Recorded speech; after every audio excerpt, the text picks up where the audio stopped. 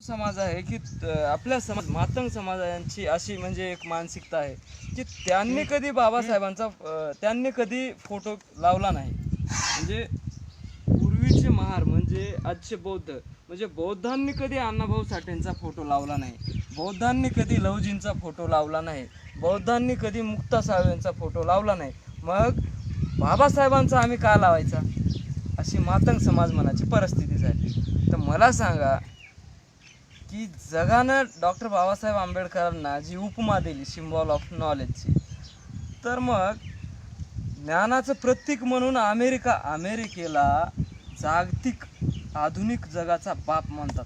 अमेरिकेला आधुनिक जग, हे जे आधुनिक जग आहे ना मॉडेल, तिचा बाप म्हणतात अमेरिकेला. मग अमेरिकेसारखा देश स्वीकारतो बाबासाहेबांना की हे ज्ञानाचं प्रतीक, हे ज्ञानाचं प्रतीक आहे म्हणते. आणि मग ज्ञानाच्या प्रतीकासोबत जर आपण अण्णाभाऊची आणि लहुजी साळवेंची आणि मुक्ता साळवीची जर तुलना केली तर होऊ शकते साहेब. आणि तुम्हाला हे बघा, मी पहिल्यांदा सांगलो की बरं बोलण्यापेक्षा खरं बोललेलं बरं. खरं सांगू तुम्हाला, अण्णाभाऊ साठे काहीच नाहीत, तुम्हाला सांगतो काहीच नाहीत, काहीच नाहीत तुम्हाला सांगतो. शेवटी अण्णाभाऊ साठेंनी जग बदल घालून गाव मला सांगून गेले भीमराव हे मेसेज दिला, म्हणून अण्णाभाऊ साठेचा मोल झाला, त्यांच्या जीवनाचा मोल झाला.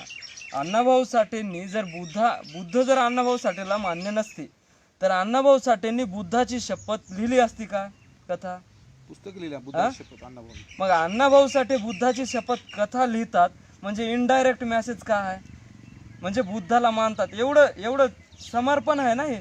मग मला सांगा, अण्णाभाऊ साठे बाबासाहेबांना मानतात म्हणजे फकीरा कादंबरी 27 जगातल्या 27 भाषेमध्ये प्रकाशित आहे फकीरा कादंबरी. मग फकीरासारखी कादंबरी बाबासाहेबांना अर्पण करतात, अण्णाभाऊ साठे करतात. मग या मागांचं काय घेऊन बसल्या तुम्ही? अण्णाभाऊ साठेंना मानताना तर मग अण्णाभाऊ साठेच बाबासाहेबांना मानतात, तर तुम्ही का मानत नाही? तुम्ही का ठेवत नाही बाबासाहेबांचा फोटो? जर तुमचा आयडॉल बाबासाहेब आहेत की जे चुकलेले, कुठल्याही शाळेचा मोल किंवा कॉलेजचा मोल नापास झालेल्या विद्यार्थ्याकडून करता त्या कॉलेजचं मेरिट लावता की काय मेरिटमध्ये जो हुशार विद्यार्थी आहे त्याच्यावरून लावता? तर जो विद्यार्थी मेरिटमध्ये आहे त्याच्यावरून त्या कॉलेजचं मेरिट लावण्यात येते की काय नापास झालेल्या विद्यार्थ्याकडून लावाय? तर मग नापास झालेल्या विद्यार्थ्याकडून आपण अपेक्षा करायची नाही, ते नापास आहेत म्हणून सोडून द्यायचे. आता त्यांचा हेवा तो आता हेवा कसं झालाय की पूर्वीचा महार म्हणजे आजचा बुद्धिस्ट समाज अण्णाभाऊ साठेंचा फोटो लावत नाही आणि म्हणून आम्ही बाबासाहेबाचा. अरे बाबासाहेबांच्या कुठंच पाच सांगायला बसत नाहीत हो अण्णाभाऊ साठे, कुठंच बसत नाहीत. तुम्हाला त्याचं एक छोटंसं उदाहरण देतो. मी तुम्हाला हे सांगतोय की ज्या वेळेस 1932ला पुणे करार झाला 32ला, त्यावेळेस अण्णाभाऊ साठेचं वय किती होतं साहेब?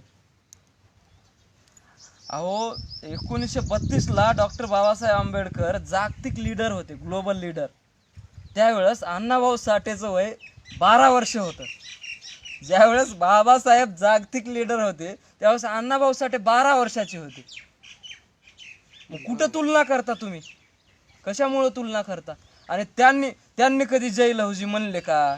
महार समाजांनी म्हणजे पूर्वीचा महार आजचा बुद्धिस्ट, त्यांनी कधी जय लहुजी म्हणले का? मग आम्ही काय म्हणून जय भीम म्हणायचं? अरे जय भीम ह्यासाठी म्हणायचं साहेब, जय भीम म्हणजे आजपर्यंत तुमच्यावर जे अन्याय अत्याचार झाला त्याचा बदला आहे.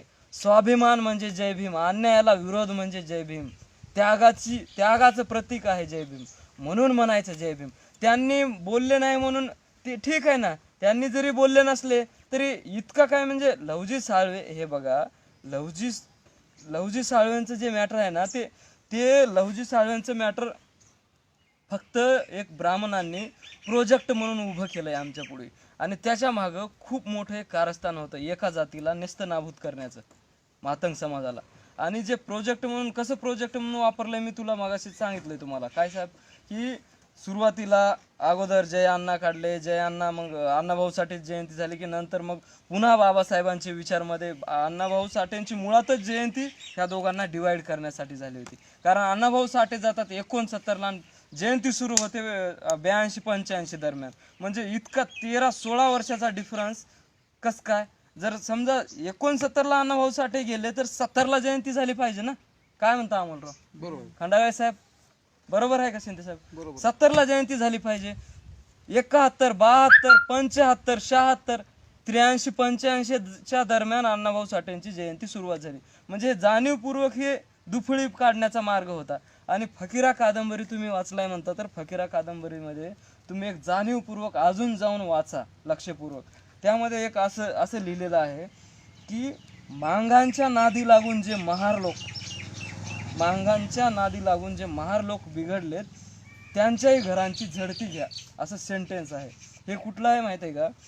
फकीरा ज्यावेळेस दुष्काळामध्ये ही जात ज्यावेळेस मरणाच्या खाईत जाते त्यावेळेस मर्याईचा गाडा आला म्हणायचे, म्हणजे देवीचा काहीतरी हे कोप झाला म्हणायचे. मग त्यावेळेस बेडस गावचा खजिना फकीरानं लुटला होता साहेब.